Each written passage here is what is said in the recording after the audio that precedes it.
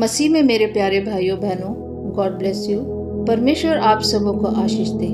मेरे प्यारे भाइयों बहनों, आज से हम यूहन्ना रचित सुसमाचार शुरू करने जा रहे हैं। आमीन। भूमिका। यूहन्ना रचित सुसमाचार में यीशु को परमेश्वर के अनंत वचन के रूप में प्रस्तुत किया गया है, जिसने देहधारी होकर हमारे बीच में डेरा किया। इस पुस्तक में ये स्पष्ट कथन है कि ये सुसमाचार इसलिए लिखा गया है कि इसके पाठक विश्वास करें कि यीशु ही प्रतिज्ञात उद्धारकर्ता अर्थात परमेश्वर का पुत्र है और वह यीशु में विश्वास के द्वारा जीवन प्राप्त कर सकें। भूमिका में यीशु को परमेश्वर के अनंत वचन के रूप में दर्शाया गया है। उसके पश्चात सुसमाचार के पहले भाग में 7 आश्चर्य कर्मों या चिन्हों का वर्णन है। उनसे ये प्रकट होता है कि यीशु प्रतिज्ञात उद्धारकर्ता अर्थात परमेश्वर का पुत्र है। दूसरा भाग उपदेश है। उनमें ये समझाया गया है कि इन आश्चर्य कर्मों का अर्थ क्या है। इस भाग में ये भी बताया गया है कि जैसे कुछ लोगों ने यीशु में विश्वास किया और उसके अनुयायी बन गए, जबकि अन्य लोगों ने उसका विरोध किया और विश्वास करने से इनकार कर दिया। 13 और 17 अध्याय में यीशु के पकड़वाए जाने वाली रात को यीशु की उसके चेलों के साथ घनिष्ठ सहभागिता और क्रूस पर चढ़ाए जाने से पूर्व की संध्या को चेलों को तैयार करने और उन्हें उत्साहित करने वाले यीशु के वचनों का विस्तार पूर्वक वर्णन है। अंत के अध्यायों में यीशु के पकड़वाए जाने और मुकदमे, उसके क्रूस पर चढ़ाए जाने, गाड़े जाने, पुनरुत्थान और पुनरुत्थान के बाद चेलों पर प्रकट होने का वर्णन है। यूहन्ना मसीह के द्वारा अनंत जीवन के दान पर बल देता है। ये एक ऐसा दान है जो अभी आरंभ होता है और उनको प्राप्त होता है जो यीशु को मार्ग, सत्य और जीवन के रूप में ग्रहण करते हैं। आत्मिक बातों को दर्शाने के लिए दैनिक जीवन की साधारण वस्तुओं का प्रतीकों के रूप में प्रयोग यूहन्ना की एक प्रमुख विशेषता है, जैसे जल, रोटी, ज्योति, चरवाहा और उसकी भेड़ें तथा दाखलता और उसके फल। यूहन्ना अध्याय 1 कुल आयत 51। वचन देहधारी हुआ। आदि में वचन था और वचन परमेश्वर के साथ था और वचन परमेश्वर था। यही आदि में परमेश्वर के साथ था। सब कुछ उसी के द्वारा उत्पन्न हुआ और जो कुछ उत्पन्न हुआ है उसमें से कोई भी वस्तु उसके बिना उत्पन्न नहीं हुई। उसमें जीवन था और वे जीवन मनुष्य की ज्योति था। ज्योति अंधकार में चमकती है और अंधकार ने उसे ग्रहण न किया। एक मनुष्य परमेश्वर की ओर से आ उपस्थित हुआ, जिसका नाम यूहन्ना था। वह गवाही देने आया कि ज्योति की गवाही दे, ताकि सब उसके द्वारा विश्वास लाए। वह ज्योति न था, परंतु उस ज्योति की गवाही देने के लिए आया था। सच्ची ज्योति जो हर एक मनुष्य को प्रकाशित करती है, जगत में आने वाली थी। वह जगत में था और जगत उसके द्वारा उत्पन्न हुआ और जगत ने उसे नहीं पहचाना। वह अपने घर आया और उसके अपनों ने उसे ग्रहण नहीं किया, परंतु जितनों ने उसे ग्रहण किया उसने उन्हें परमेश्वर की संतान होने का अधिकार दिया, अर्थात उन्हें जो उसके नाम पर विश्वास रखते हैं। वह ना तो लहू से, न शरीर की इच्छा से, न मनुष्य की इच्छा से, परंतु परमेश्वर से उत्पन्न हुए हैं। और वचन देहधारी हुआ और अनुग्रह और सच्चाई से परिपूर्ण होकर हमारे बीच में डेरा किया, और हमने उसकी ऐसी महिमा देखी जैसी पिता के एकलौते की महिमा। यूहन्ना ने उसके विषय में गवाही दी और पुकार कर कहा, ये वही है जिसका मैंने वर्णन किया कि जो मेरे बाद आ रहा है वह मुझसे बढ़कर है, क्योंकि वह मुझसे पहले था, क्योंकि उसकी परिपूर्णता में से हम सब ने प्राप्त किया, अर्थात अनुग्रह पर अनुग्रह, इसलिए कि व्यवस्था तो मूसा के द्वारा दी गई, परंतु अनुग्रह और सच्चाई यीशु मसीह के द्वारा पहुंची। परमेश्वर को किसी ने कभी नहीं देखा। एक लौता पुत्र जो पिता की गोद में है, उसी ने उसे प्रकट किया। यूहन्ना बपतिस्मा देने वाले की गवाही। यूहन्ना की गवाही ये है कि जब यहूदियों ने यरूशलेम से याजकों और लेवियों को उससे ये पूछने के लिए भेजा, तू कौन है, तो उसने ये मान लिया और इनकार नहीं किया, परंतु मान लिया मैं मसीह नहीं हूँ। तब उन्होंने उससे पूछा, तो फिर कौन है? क्या तू एलिया है? उसने कहा, मैं नहीं हूँ। तो क्या तू वह भविष्यवक्ता है? उसने उत्तर दिया, नहीं। तब उन्होंने उससे पूछा, फिर तू है कौन, ताकि हम अपने भेजने वालों को उत्तर दें। तू अपने विषय में क्या कहता है? उसने कहा, जैसा यशायाह भविष्यवक्ता ने कहा है, मैं जंगल में एक पुकारने वाले का शब्द हूँ कि तुम प्रभु का मार्ग सीधा करो। वे फरीसियों की ओर से भेजे गए थे। उन्होंने उससे ये प्रश्न पूछा, यदि तू ना मसीह है और ना एलिया और ना वह भविष्यवक्ता है, तो फिर बपतिस्मा क्यों देता है? यूहन्ना ने उत्तर दिया, मैं तो जल से बपतिस्मा देता हूँ, परंतु तुम्हारे बीच में एक व्यक्ति खड़ा है जिसे तुम नहीं जानते, अर्थात मेरे बाद आने वाला है, जिसकी जूती का बंद मैं खोलने के योग्य नहीं। ये बातें यरदन के पार बैतनिय्याह में हुई, जहाँ यूहन्ना बपतिस्मा देता था। परमेश्वर का मेमना। दूसरे दिन उसने यीशु को अपनी ओर आते देखकर कहा, देखो, ये परमेश्वर का मेमना है जो जगत का पाप उठा ले जाता है। ये वही है जिसके विषय में मैंने कहा था, एक पुरुष मेरे पीछे आता है जो मुझसे श्रेष्ठ है, क्योंकि वह मुझसे पहले था। मैं तो उसे पहचानता ना था, परंतु इसलिए मैं जल से बपतिस्मा देता हुआ आया कि वह इज़राइल पर प्रकट हो जाए। और यूहन्ना ने ये गवाही दी, मैंने आत्मा को कबूतर के समान आकाश से उतरते देखा है, और वह उस पर ठहर गया। मैं तो उसे पहचानता नहीं था, परंतु जिसने मुझे जल से बपतिस्मा देने को भेजा, उसी ने मुझसे कहा, जिस पर तू आत्मा को उतरते और ठहरते देखे, वही पवित्र आत्मा से बपतिस्मा देने वाला है। और मैंने देखा और गवाही दी है कि यही परमेश्वर का पुत्र है। यीशु के प्रथम चेले। दूसरे दिन फिर यूहन्ना और उसके चेलों में से 2 जन खड़े हुए थे, और उसने यीशु पर जो जा रहा था दृष्टि करके कहा, देखो, ये परमेश्वर का मेमना है। तब वे दोनों चेले उसकी ये सुनकर यीशु के पीछे हो लिए। यीशु ने मुड़कर उनको पीछे आते देखा और उनसे कहा, तुम किसकी खोज में हो? उन्होंने उससे कहा, हे रब्बी, अर्थात हे गुरु, तू कहाँ रहता है? उसने उनसे कहा, चलो तो देख लोगे। तब उन्होंने जाकर उसके रहने का स्थान देखा और उस दिन उसके साथ रहे। ये 10वें घंटे के लगभग था। उन दोनों में से जो यूहन्ना की बात सुनकर यीशु के पीछे हो लिए थे, एक सिमोन पतरस का भाई अंद्रयास था। उसने पहले अपने सगे भाई सिमोन से मिलकर उससे कहा, हमको क्रिस्त अर्थात मसीह मिल गया है। वह उसे यीशु के पास लाया। यीशु ने उस पर दृष्टि करके कहा, तू यूहन्ना का पुत्र सिमोन है, तू कैफा अर्थात पतरस कहलाएगा। फिलिप्पुस और नतानिएल का बुलाया जाना। दूसरे दिन यीशु ने गलील को जाना चाहा। वह फिलिप्पुस से मिला और कहा, मेरे पीछे हो ले। फिलिप्पुस अंद्रयास और पतरस के नगर बैतसैदा का निवासी था। फिलिप्पुस नतानिएल से मिला और उससे कहा, जिसका वर्णन मूसा ने व्यवस्था में और भविष्यवक्ताओं में किया है, वह हमको मिल गया। वह यूसुफ का पुत्र यीशु नासरी है।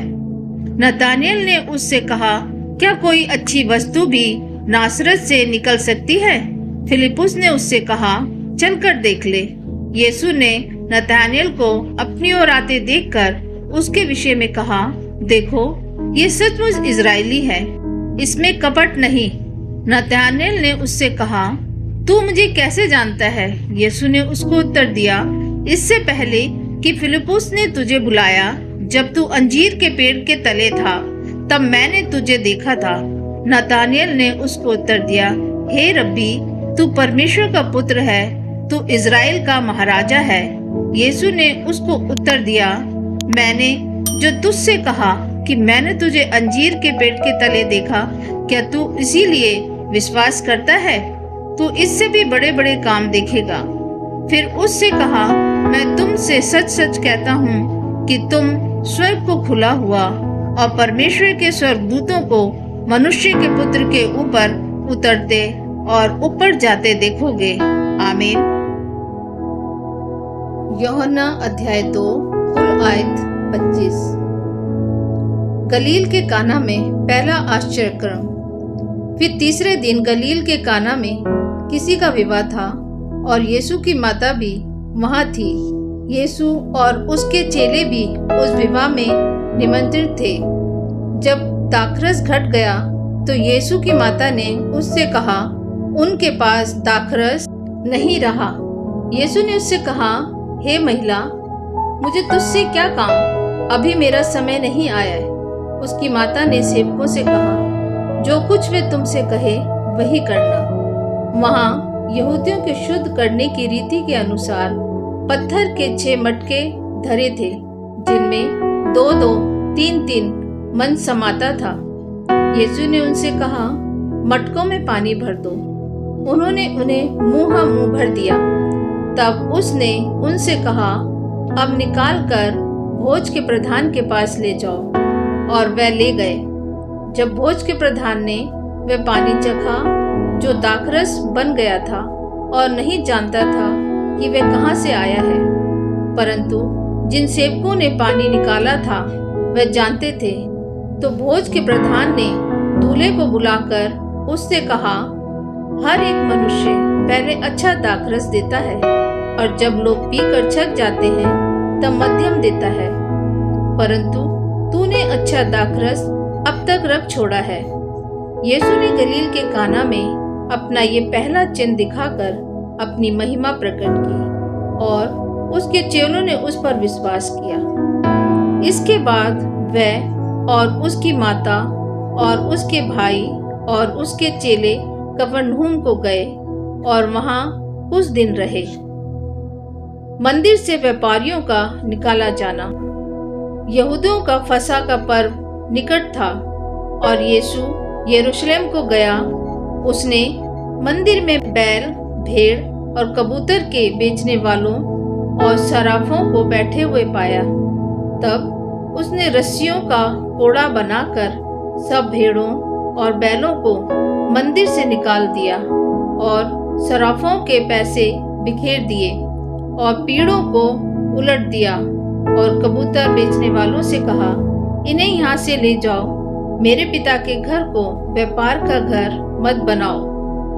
तब उसके चेलों को स्मरण आया कि लिखा है, तेरे घर की धुन मुझे खा जाएगी। इस पर यहूदियों ने उससे कहा, तू जो ये कहता है तो हमें कौन सा चिन्ह दिखाता है?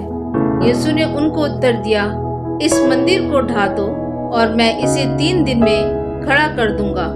यहूदियों ने कहा, इस मंदिर के बनाने में 46 वर्ष लगे हैं और क्या तू उसे 3 दिन में खड़ा कर देगा?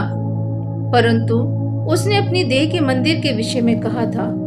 अतः जब वह मुर्दों में से जी उठा तो उसके चेलों को स्मरण आया कि उसने ये कहा था और उन्होंने पवित्र शास्त्र और उस वचन की जो यीशु ने कहा था प्रतिदिन की। यीशु मनुष्य के मन को जानता है। जब वे यरूशलेम में फसह के समय पर्व में था तो बहुतों ने उन चिन्हों को जो वह दिखाता था देखकर उसके नाम पर विश्वास किया, परंतु यीशु ने अपने आप को उनके भरोसे पर नहीं छोड़ा, क्योंकि वह सबको जानता था और उसे आवश्यकता ना थी कि मनुष्य के विषय में कोई गवाही दे, क्योंकि वह आप ही जानता था कि मनुष्य के मन में क्या है। आमीन। यूहन्ना अध्याय 3 कुल आयत 36। यीशु और निकोदेमुस। फरीसियों में निकोदेमुस नाम का एक मनुष्य था जो यहूदियों का सरदार था।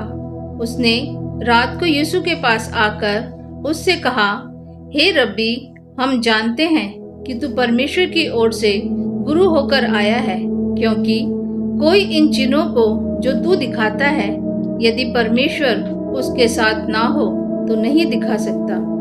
यीशु ने उसको उत्तर दिया, मैं तुझसे सच सच कहता हूँ, यदि कोई नए सिरे से ना जन्मे तो परमेश्वर का राज्य देख नहीं सकता। निकोदेमुस ने उससे कहा, मनुष्य जब बूढ़ा हो गया तो कैसे जन्म ले सकता है? क्या वह अपनी माता के गर्भ में दूसरी बार प्रवेश करके जन्म ले सकता है? यीशु ने उत्तर दिया, मैं तुझसे सच सच कहता हूँ, जब तक कोई मनुष्य जल और आत्मा से ना जन्मे तो वह परमेश्वर के राज्य में प्रवेश नहीं कर सकता। क्योंकि जो शरीर से जन्मा है वह शरीर है, और जो आत्मा से जन्मा है वह आत्मा है। अचंभा ना कर कि मैंने तुझसे कहा, तुझे नए सिरे से जन्म लेना अवश्य है। हवा जिधर चाहती है उधर चलती है, और तू उसका शब्द सुनता है, परंतु नहीं जानता कि वह कहाँ से आती और किधर को जाती है। जो कोई आत्मा से जन्मा है वह ऐसा ही है। निकोदेमुस ने उसको उत्तर दिया, ये बातें कैसे हो सकती हैं? ये सुनकर यीशु ने उससे कहा, तू इजराइलियों का गुरु होकर भी क्या इन बातों को नहीं समझता? मैं तुझसे सच सच कहता हूँ कि हम जो जानते हैं वे कहते हैं, और जिसे हमने देखा है उसकी गवाही देते हैं, और तुम हमारी गवाही ग्रहण नहीं करते।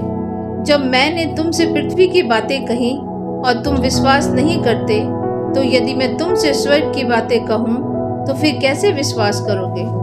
कोई स्वर्ग पर नहीं चढ़ा, केवल वही जो स्वर्ग से उतरा, अर्थात मनुष्य का पुत्र जो स्वर्ग में है। और जिस रीति से मूसा ने जंगल में सांप को ऊंचे पर चढ़ाया, उसी रीति से अवश्य है कि मनुष्य का पुत्र भी ऊंचे पर चढ़ाया जाए, ताकि जो कोई उस पर विश्वास करे वह अनंत जीवन पाए। क्योंकि परमेश्वर ने जगत से ऐसा प्रेम रखा कि उसने अपना एक लौता पुत्र दे दिया, ताकि जो कोई उस पर विश्वास करे वह नष्ट ना हो, परंतु अनंत जीवन पाए। परमेश्वर ने अपने पुत्र को जगत में इसलिए नहीं भेजा कि जगत पर दंड की आज्ञा दे, परंतु इसलिए कि जगत उसके द्वारा उद्धार पाए। जो उस पर विश्वास करता है उस पर दंड की आज्ञा नहीं होती, परंतु जो उस पर विश्वास नहीं करता वह दोषी ठहर चुका, इसलिए कि उसने परमेश्वर के इकलौते पुत्र के नाम पर विश्वास नहीं किया। और दंड की आज्ञा का कारण ये है कि ज्योति जगत में आई है, और मनुष्य ने अंधकार को ज्योति से अधिक प्रिय जाना, क्योंकि उनके काम बुरे थे। क्योंकि जो कोई बुराई करता है वह ज्योति से बैर रखता है, और जो ज्योति के निकट नहीं आता, ऐसा ना हो कि उसके कामों पर दोष लगाया जाए। परंतु जो सत्य पर चलता है वह ज्योति के निकट आता है, ताकि उसके काम प्रकट हों कि वह परमेश्वर की ओर से किए गए हैं। यीशु के विषय यूहन्ना की गवाही। इसके बाद यीशु और उसके चेले यहूदिया देश में आए, और वह वहां उनके साथ रहकर बपतिस्मा देने लगा। यूहन्ना भी सालेम के निकट एनोन में बपतिस्मा देता था, क्योंकि वहां बहुत जल था और लोग आकर बपतिस्मा लेते थे। यूहन्ना उस समय तक जेल खाने में नहीं डाला गया था। वहां यूहन्ना के चेलों का किसी यहूदी के साथ शुद्धि के विषय में वाद विवाद हुआ, और उन्होंने यूहन्ना के पास आकर उससे कहा, हे रब्बी, जो व्यक्ति यरदन के पार तेरे साथ था और जिसकी तूने गवाही दी है, देख वह बपतिस्मा देता है और सब उसके पास आते हैं। यूहन्ना ने उत्तर दिया, जब तक मनुष्य को स्वर्ग से ना दिया जाए तब तक वह कुछ नहीं पा सकता। तुम तो आप ही मेरे गवाह हो कि मैंने कहा, मैं मसीह नहीं परंतु उसके आगे भेजा गया हूँ। जिसकी दुल्हन है वही दूल्हा है, परंतु दूल्हे का मित्र जो खड़ा हुआ उसकी सुनता है, दूल्हे के शब्द से बहुत हर्षित होता है। अब मेरा ये हर्ष पूरा हुआ है। अवश्य है कि वह बढ़े और मैं घटूं। जो ऊपर से आता है वह सर्वोत्तम है, जो पृथ्वी से आता है वह पृथ्वी का है और पृथ्वी की ही बातें कहता है। जो स्वर्ग से आता है वह सब के ऊपर है। जो कुछ उसने देखा और सुना है उसी की गवाही देता है और कोई उसकी गवाही ग्रहण नहीं करता। जिसने उसकी गवाही ग्रहण कर ली उसने इस बात पर छाप लगा दी कि परमेश्वर सच्चा है, क्योंकि जिसे परमेश्वर ने भेजा है वह परमेश्वर की बातें कहता है, क्योंकि वह आत्मा नाप नाप कर नहीं देता। पिता पुत्र से प्रेम रखता है और उसने सब वस्तुएं उसके हाथ में दे दी हैं। जो पुत्र पर विश्वास करता है अनंत जीवन उसका है, परंतु जो पुत्र की नहीं मानता वह जीवन को नहीं देखेगा, परंतु परमेश्वर का क्रोध उस पर रहता है। आमीन। यूहन्ना अध्याय 4 कुल आयत 54। यीशु और सामरी स्त्री। फिर जब प्रभु को मालूम हुआ कि फरीसियों ने सुना है कि यीशु यूहन्ना से अधिक चेले बनाता और उन्हें बपतिस्मा देता है, यद्यपि यीशु स्वयं नहीं वरन उसके चेले बपतिस्मा देते थे, तब वह यहूदिया को छोड़कर फिर गलील को चला और उसको सामरिया से होकर जाना अवश्य था। इसलिए वह सुखार नामक सामरिया के एक नगर तक आया जो उस भूमि के पास है जिसे याकूब ने अपने पुत्र यूसुफ को दिया था, और याकूब का कुआं भी वहीं था। अतः यीशु मार्ग का थका हुआ उस कुएं पर ज्यों ही बैठ गया। ये बात छठे घंटे के लगभग हुई। इतने में एक सामरी स्त्री जल भरने आई। यीशु ने उससे कहा, मुझे पानी पिला, क्योंकि उसके चेले तो नगर में भोजन मोल लेने को गए थे। उस सामरी स्त्री ने उससे कहा, तू यहूदी होकर मुझ सामरी स्त्री से पानी क्यों मांगता है? क्योंकि यहूदी सामरियों के साथ किसी प्रकार का व्यवहार नहीं रखते। यीशु ने उत्तर दिया, यदि तू परमेश्वर के वरदान को जानती और ये भी जानती कि वह कौन है जो तुझसे कहता है मुझे पानी पिला, तो तू उससे मांगती और वह तुझे जीवन का जल देता। स्त्री ने उससे कहा, हे प्रभु, तेरे पास जल भरने को तो कुछ है भी नहीं और कुआं गहरा है, तो फिर वह जीवन का जल तेरे पास कहाँ से आया? क्या तू हमारे पिता याकूब से बड़ा है, जिसने हमें ये कुआं दिया और आप ही अपनी संतान और अपने पशुओं समेत इसमें से पिया? यीशु ने उसको उत्तर दिया, जो कोई ये जल पिएगा वह फिर प्यासा होगा, परंतु जो कोई उस जल में से पिएगा जो मैं उसे दूंगा वह फिर अनंत काल तक प्यासा ना होगा, वरन जो जल मैं उसे दूंगा वह उसमें एक सोता बन जाएगा जो अनंत जीवन के लिए उमड़ता रहेगा। स्त्री ने उससे कहा, हे प्रभु, वह जल मुझे दे ताकि मैं प्यासी न हूँ और न जल भरने को इतनी दूर आऊं। यीशु ने उससे कहा, जा अपने पति को यहाँ बुला ला। स्त्री ने उत्तर दिया, मैं बिना पति की हूँ। यीशु ने उससे कहा, तू ठीक कहती है, मैं बिना पति की हूँ, क्योंकि तू 5 पति कर चुकी है और जिसके पास तू अब है वह भी तेरा पति नहीं। ये तूने सच ही कहा। स्त्री ने उससे कहा, हे प्रभु, मुझे लगता है कि तू भविष्यवक्ता है। हमारे बाप दादाओं ने इसी पहाड़ पर आराधना की और तुम कहते हो कि वह जगह जहाँ आराधना करनी चाहिए यरूशलेम में है।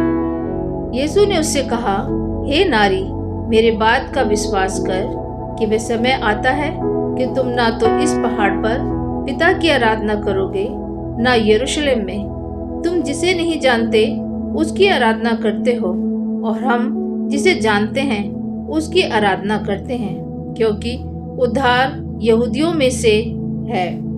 परंतु वे समय आता है, वरन अब भी है, जिसमें सच्चे भक्त पिता की आराधना आत्मा और सच्चाई से करेंगे, क्योंकि पिता अपने लिए ऐसे ही आराधकों को ढूंढता है। परमेश्वर आत्मा है और अवश्य है कि उसकी आराधना करने वाले आत्मा और सच्चाई से आराधना करें। स्त्री ने उससे कहा, मैं जानती हूँ कि मसीह जो क्रिस्त कहलाता है आने वाला है। जब वह आएगा तो हमें सब बातें बता देगा। यीशु ने उससे कहा, मैं जो तुझसे बोल रहा हूँ वही हूँ। चेलों की वापसी। इतने में उसके चेले आ गए और अचंभा करने लगे कि वह स्त्री से बातें कर रहा है। तो भी किसी ने ना पूछा, तू क्या चाहता है या किस लिए उससे बातें करता है। तब स्त्री अपना घड़ा छोड़कर नगर में चली गई और लोगों से कहने लगी, आओ एक मनुष्य को देखो जिसने सब कुछ जो मैंने किया मुझे बता दिया।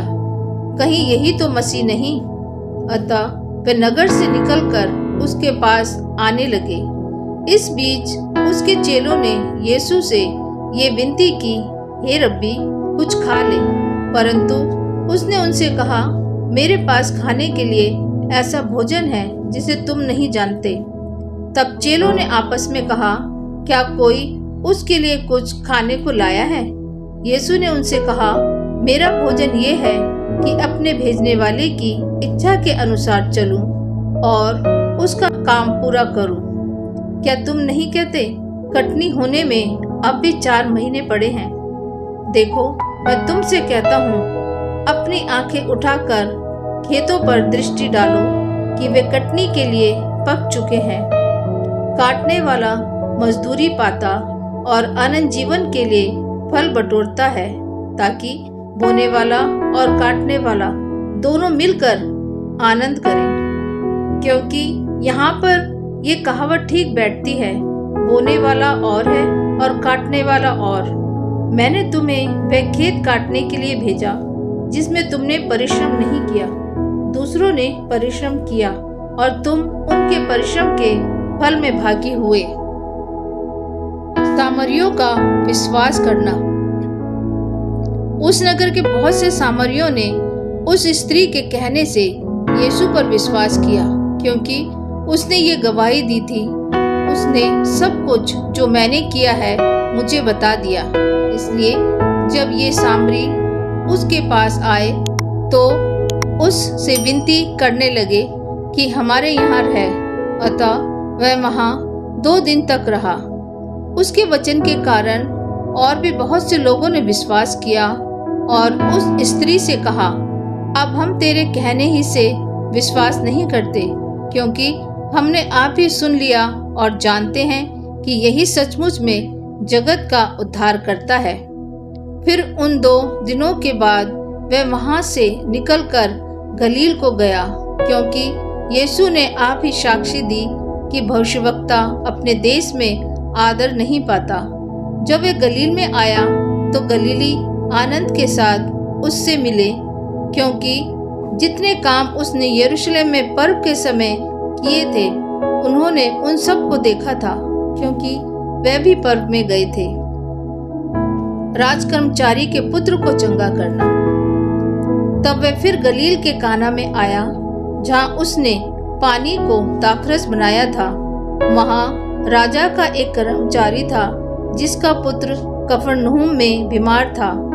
वह ये सुनकर कि यीशु यहूदियों से गलील में आया है, उसके पास गया और उससे विनती करने लगा कि चलकर मेरे पुत्र को चंगा कर दे, क्योंकि वह मरने पर था। यीशु ने उससे कहा, जब तक तुम चिन्ह और अद्भुत काम ना देखोगे तब तक कदापि विश्वास ना करोगे। राजा के कर्मचारी ने उससे कहा, हे प्रभु, मेरे बालक की मृत्यु होने से पहले चल। यीशु ने उससे कहा, जा, तेरा पुत्र जीवित है।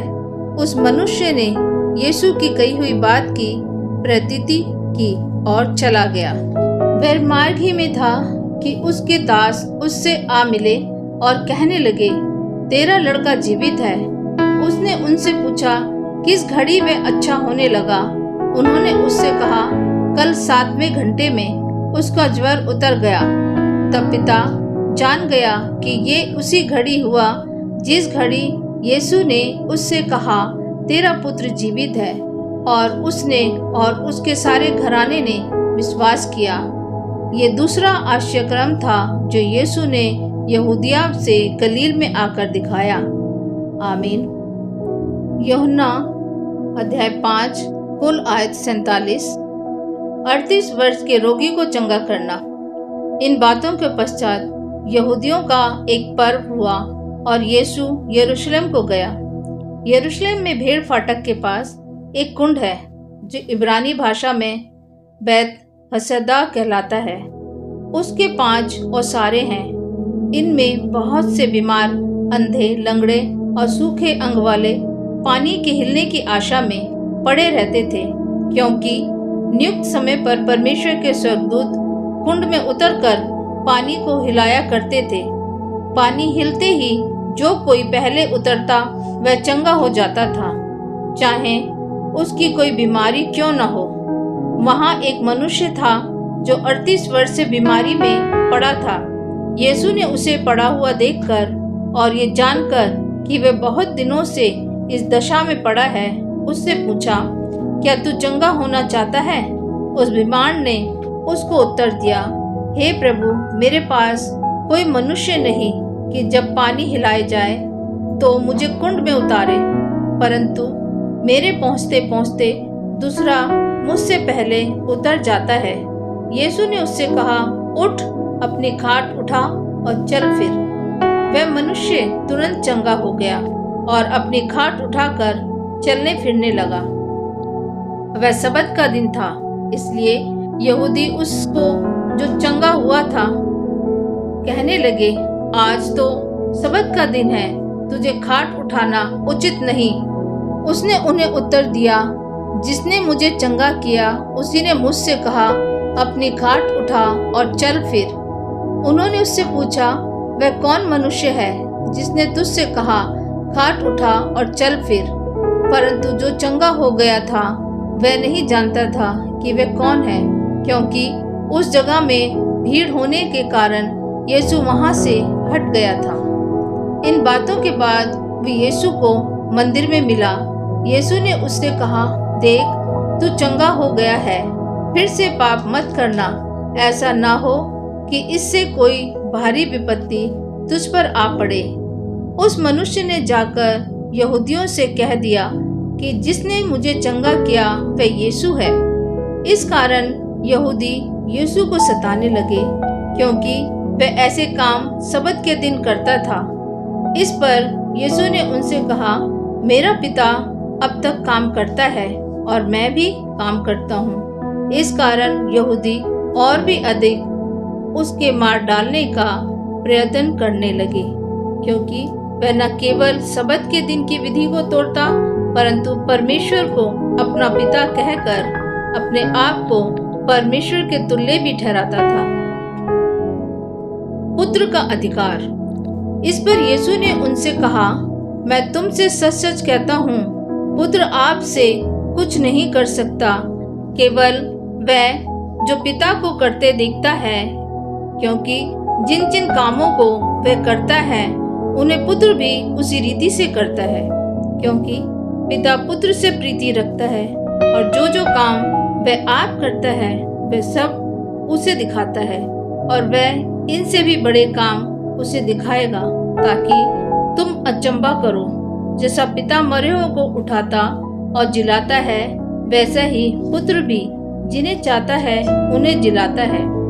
पिता किसी का न्याय नहीं करता, परंतु न्याय करने का सब काम पुत्र को सौंप दिया है, कि सब लोग जैसे पिता का आदर करते हैं वैसे ही पुत्र का भी आदर करें। जो पुत्र का आदर नहीं करता वह पिता का जिसने उसे भेजा है आदर नहीं करता। मैं तुमसे सच सच कहता हूँ, जो मेरा वचन सुनकर मेरे भेजने वाले पर विश्वास करता है, अनंत जीवन उसका है, और उस पर दंड की आज्ञा नहीं होती, परंतु वह मृत्यु से पार होकर जीवन में प्रवेश कर चुका है। मैं तुमसे सच सच कहता हूँ, वह समय आता है और अब है जिसमें मृतक परमेश्वर के पुत्र का शब्द सुनेंगे, और जो सुनेंगे वे जिएंगे, क्योंकि जिस रीति से पिता अपने आप में जीवन रखता है, उसी रीति से उसने पुत्र को भी ये अधिकार दिया है कि अपने आप में जीवन रखे, वरन उसे न्याय करने का भी अधिकार दिया है, इसलिए कि वह मनुष्य का पुत्र है। इससे अचंभा मत करो, क्योंकि वह समय आता है कि जितने कब्रों में हैं वह उसका शब्द सुनकर निकल आएंगे। जिन्होंने भलाई की है वे जीवन के पुनरुत्थान के लिए जी उठेंगे, और जिन्होंने बुराई की है वे दंड के पुनरुत्थान के लिए जी उठेंगे। यीशु के संबंध में गवाही। मैं अपने आप से कुछ नहीं कर सकता, जैसा सुनता हूँ वैसा न्याय करता हूँ, और मेरा न्याय सच्चा है, क्योंकि मैं अपनी इच्छा नहीं परंतु अपने भेजने वाले की इच्छा चाहता हूँ। यदि मैं आप ही अपनी गवाही दूं तो मेरी गवाही सच्ची नहीं। एक और है जो मेरी गवाही देता है, और मैं जानता हूँ कि मेरी जो गवाही वह देता है वह सच्ची है। तुमने यूहन्ना से पूछवाया और उसने सच्चाई की गवाही दी है, परंतु मैं अपने विषय में मनुष्य की गवाही नहीं चाहता। तो भी मैं ये बातें इसलिए कहता हूँ कि तुम्हें उद्धार मिले। वह तो जलता और चमकता हुआ दीपक था, और तुम्हें कुछ देर तक उसकी ज्योति में मगन होना अच्छा लगा, परंतु मेरे पास जो गवाही है वह यूहन्ना की गवाही से बड़ी है, क्योंकि जो काम पिता ने मुझे पूरा करने को सौंपा है, अर्थात यही काम जो मैं करता हूँ, वह मेरे गवाह है कि पिता ने मुझे भेजा है, और पिता जिसने मुझे भेजा है उसी ने मेरी गवाही दी है। तुमने न कभी उसका शब्द सुना और न उसका रूप देखा है, और उसके वचन को मन में स्थिर नहीं रखते, क्योंकि जिसे उसने भेजा तुम उसका विश्वास नहीं करते। तुम पवित्र शास्त्र में ढूंढते हो, क्योंकि समझते हो कि उसमें अनंत जीवन तुम्हें मिलता है, और ये वही है जो मेरी गवाही देता है। फिर भी तुम जीवन पाने के लिए मेरे पास आना नहीं चाहते। मैं मनुष्य से आदर नहीं चाहता, परंतु मैं तुम्हें जानता हूँ कि तुम परमेश्वर का प्रेम नहीं। मैं अपने पिता के नाम से आया हूँ, और तुम मुझे ग्रहण नहीं करते।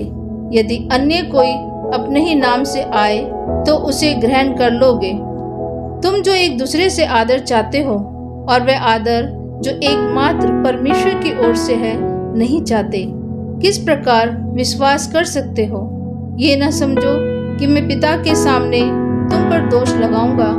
तुम पर दोष लगाने वाला तो मूसा है, जिस पर तुमने भरोसा रखा है, क्योंकि यदि तुम मूसा का विश्वास करते तो मेरा भी विश्वास करते, इसलिए कि उसने मेरे विषय में लिखा है।